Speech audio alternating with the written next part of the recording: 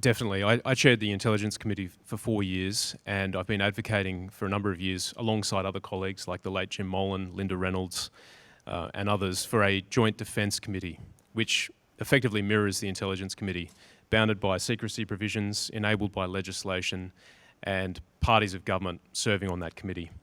And I think defence is probably the toughest portfolio for a person to come into and start leading as a minister. $52 billion per year, thousands of people, lots of capabilities, lots of programs. And I think the benefit of a Joint Defence Committee will be that it'll provide a training ground for future ministers of defence.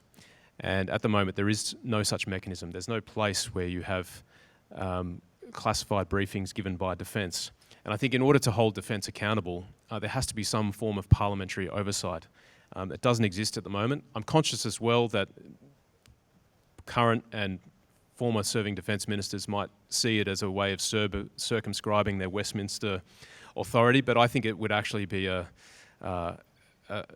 good support to them. You could throw your bureaucrats to the committee if they're not performing and put them under some questioning, for example.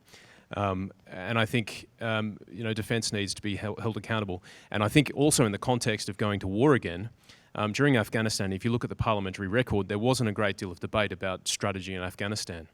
And I think if we had a defence committee where behind closed doors, ministers and generals can be brought in and hard questions can be asked of operations and what's going on the ground without being accused of being disloyal to our troops or any of the other tropes that you might hear out there, I think that would be a very, very important thing. So the committee has an unblinking eye on defence policy and a training ground for future ministers, and something that could, I think, have a nice symmetry with what you do here at the college.